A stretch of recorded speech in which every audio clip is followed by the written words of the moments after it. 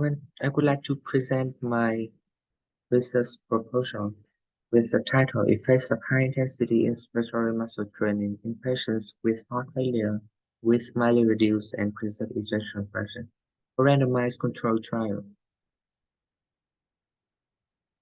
My presentation includes 4 parts. Firstly, the burden of heart failure. Heart failure is a common condition in the group of cardiovascular diseases, and the burden of heart failure is a big problem worldwide. In a report in 2022, heart failure placed a huge economic burden on the healthcare system.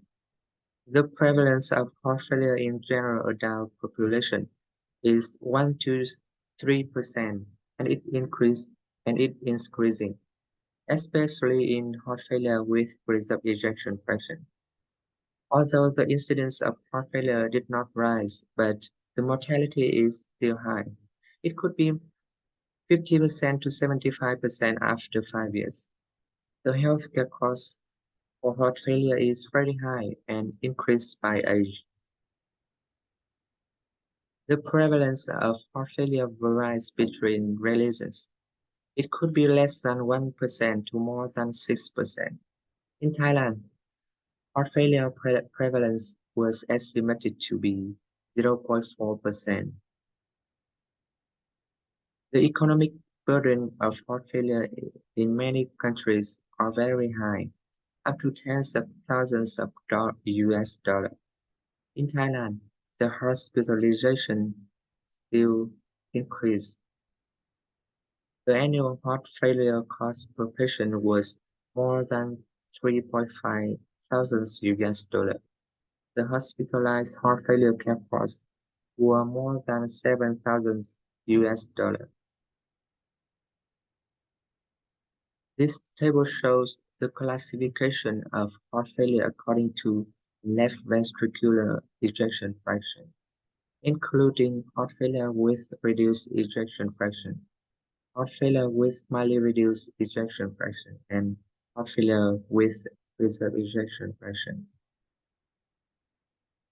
I will show you more in heart failure with mildly reduced and preserved ejection fraction. In a study within 15 years, the figure A shows that the average prevalence of heart failure with preserved ejection fraction in heart failure patients increased over time from 38% to 47% to 54% in the 3 consecutive 5 years periods included in the study. It could be explained by an increase in the number of patients admitted with preserved ejection fraction, with no significant change in the number of patients admitted with reduced ejection fraction in the figure B. In a cohort study included 40,000 patients with heart failure it could be seen that the proportions of heart failure with mildly reduced and preserved ejection fraction make up more than 50% of heart failure patients. The 5-year mortality rate of this group were also very high, around 75%. Readmission was 85%, and the mortality in readmission group was up to 97%.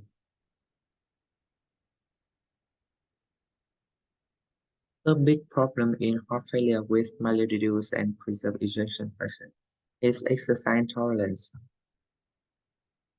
This figure shows the pathophysiological abnormality contributes to the clinical manifestation of flu with preserved ejection fraction. In particular, risk factors such as multi-morbidity, aging, obesity, physical inactivity, and systemic inflammation lead to downstream multi-organ dysfunction, frailty, cardiac dysfunction, and skeletal muscle myopathy. result in inspiratory muscle weakness and exercise tolerance.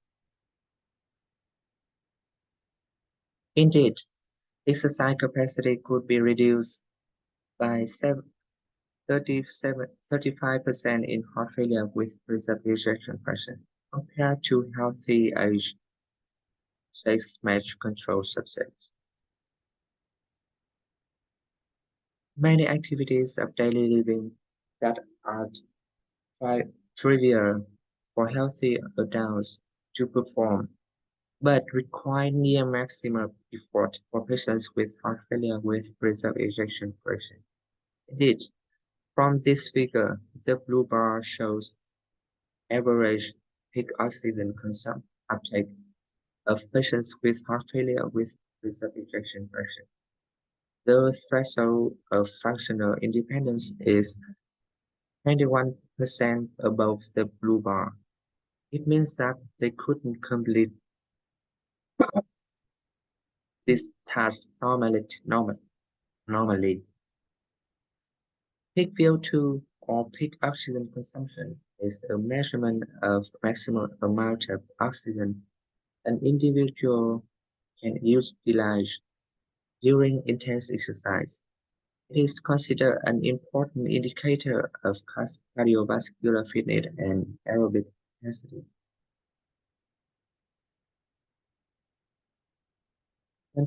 Uh, Next, inspiratory muscle weakness as a key contributor of exercise tolerance.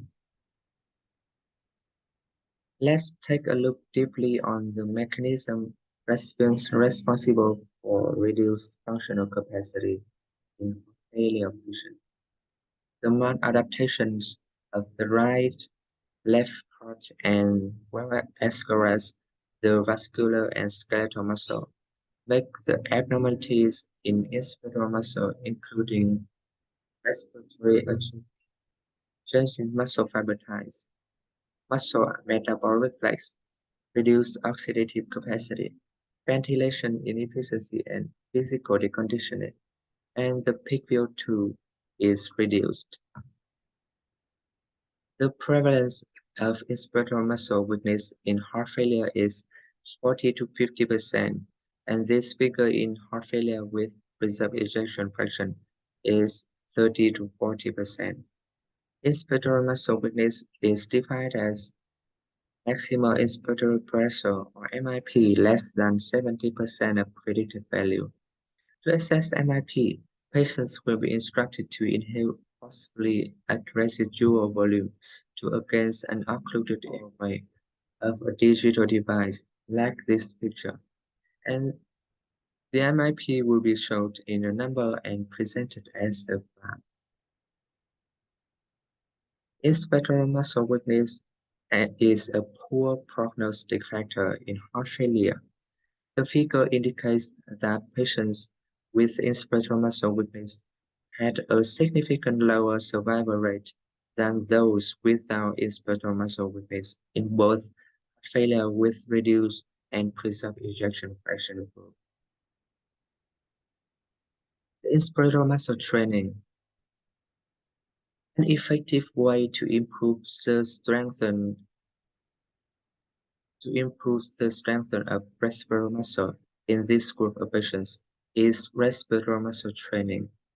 In these methods, inspiratory muscle training with resistance training is of great concern because inspiratory muscle is generally an active progress and it plays a vital role in oxygen uptake efficiency. In addition, the resistance training is user-friendly and more cost-effective than other devices.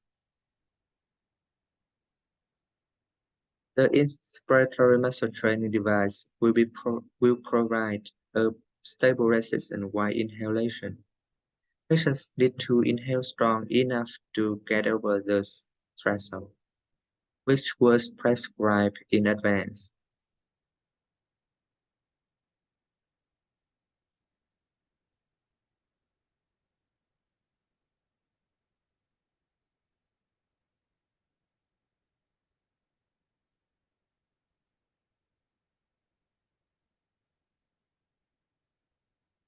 In the mechanism, inspector muscle training acts directly on the respiratory muscles, include diaphragm and the intercostal muscle.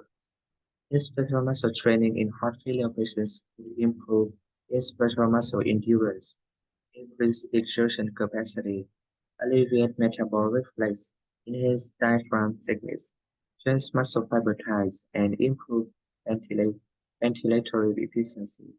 By that way, inspector muscle training improves functional capacity in heart failure patients.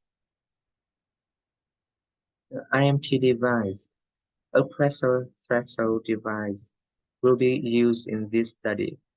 It includes 11 adjustable levels of resistance corresponding to the resistance from 7 to 98 centimeter water. In order to gain expected outcome, the inspector muscle training program will be set based on three components: intensity, frequency, and duration. The intensity depends on the percentage of maximal inspector pressure and divided to high intensity, moderate intensity, and low intensity. Some previous studies of inspector muscle training in heart failure with preserved ejection fraction. Until now, two trials were performed to evaluate the efficacy of inspector muscle training in patients with heart failure with preserved ejection fraction. But both studies show used low to moderate intensity IMT. In addition, they used unblinded trial design, small sample size, and lack of report of the compliance to home-based IMT program. And an interesting finding is no previous study evaluate effects of of intent of inspector muscle training in heart failure with mildly reduced ejection fraction. So the gap of knowledge is that there have been no studies conducted to evaluate the effects and safety of high-intensity IMT on patients with heart failure who have mildly reduced and preserved ejection fraction. Based on current evidence, we propose two research questions. Firstly, does the home-based high-intensity IMT program increase VO2 peak from baseline more than that in sham control in patients with heart failure with mildly reduced and preserved ejection fraction? And the second question is that, is the home-based high-intensity IMT program safe, and does it improve MIP, 6-minute walking distance, quality of life, and echocardiographic diastolic parameters? And we conduct this study with two objectives.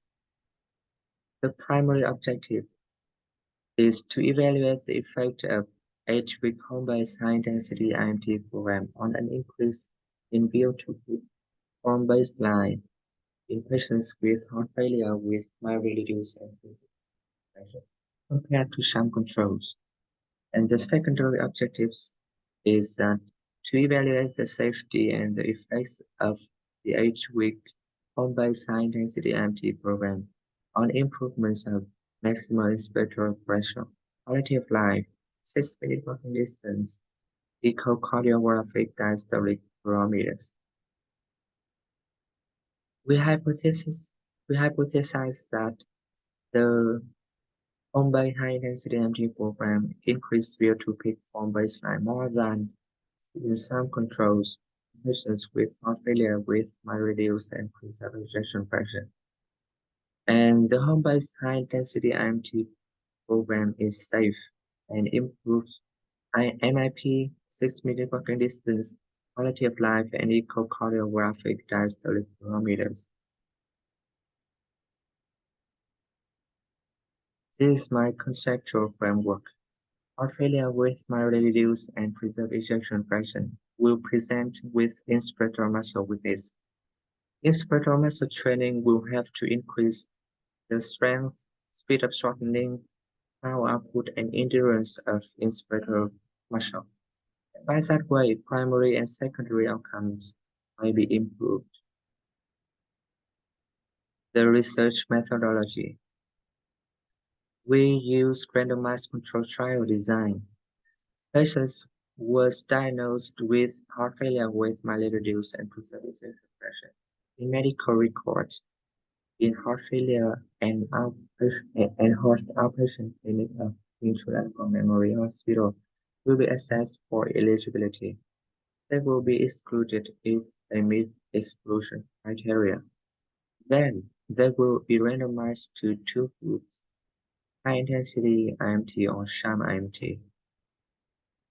The eligible criteria, the inclusion criteria, patients with diagnosis of heart failure with mildly reduced and preserved ejection fraction, with age from 18 or more, and NYHA class 2 and 3, patients with a stable dose of heart failure medications for 4 weeks.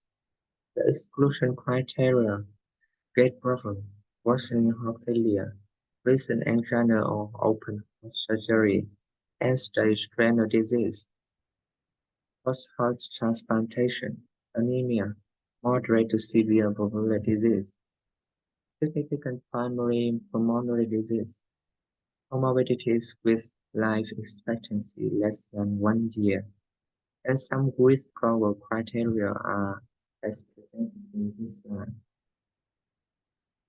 The randomization and blinding. We use block randomization method with a block of 4 and 6 in a 1:1 ratio in 2 groups. Cardiologists, outcome measurement and data analysis researchers are blinded to the patient location group. Participants are blinded to one other intervention. The intervention protocol, high-intensity IMT, will be performed with warm-up in 5 minutes. The training resistance will be set at 30% MIP in the first week, 50% MIP in the second week, and 70% MIP from the third week. The cooldown will be performed in 5 minutes. The sham IMT will be performed with warm-up and cooldown similar to high-intensity IMT, and the resistance will be kept at 15% of MIP. The study endpoints. The primary endpoint is the change in VO2 peak at 8 weeks. The secondary endpoints include maximum inspiratory pressure, 6-minute walking distance, quality of life, and echocardiographic diastolic parameters at rest and exercise, and the experience of some adverse events.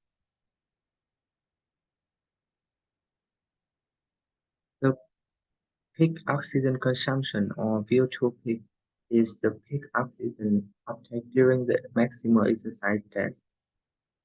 It reflects exercise capacity. Heart failure patients present with decrease of functional capacity, so the ultimate goal of any cardiopulmonary rehabilitation program is to improve exercise capacity. VO2 peak increase will improve supply of oxygen to the muscle. It leads to more ATP and energy generated. An individual could do more tasks at higher intensity and duration. So it is a common outcome of cardiac rehabilitation. 6-minute walking distance. It is the result of 6-minute walk test, which is the maximal distance patients could walk within 6 minutes on a flat floor. 6-minute walking distance is also used to measure exercise tolerance, and the diastolic function based on the result of echocardiography. The metro EE prime is used to estimate left ventricular filling pressure and diastolic function, with septal mitral EE prime more than 15 or average mitral EE prime more than 14 is the evidence of elevation of left ventricular filling pressure. The compliance will be managed by a logbook, phone calls every week, and the checklist. This is the data collection timeline from the admission to the end of the intervention. The sample size calculation. We set the power of the study at 80%. The alpha level is 0.05. The results show that we need 12 participants per group and 24 patients for two groups, assuming that 15% of patients will drop out of the study. So the total participants is 29. The statistical analysis. Intention to treat analysis will be considered. The normality of the data is examined by Shapiro-Wilk test. Independent t-tests or Wilcoxon rank-sum tests will be used. Depend on the normality of the distribution of data. Chi-square tests or Fisher tests will be used for categorical data. Statistical significant levels is p-value less than 0.05. Some problems with compliance could arise, but we use phone calls and diary to alleviate the limitations. I intend to apply for 90th anniversary of Chulalongkorn University scholarship to serve my study. The ethical issues. Cardiac rehabilitation is not implemented as a mandatory routine in Chulalongkorn Memorial Hospital. So comparing a high-intensity MT program with sham controls allows for a comparison to the user care, while ensuring a non-biased and blinded study design. We also provide consent forms and opportunity to ask any question, and participants can withdraw from the research at any time. It is my study timeline. Thank you very much for your attention.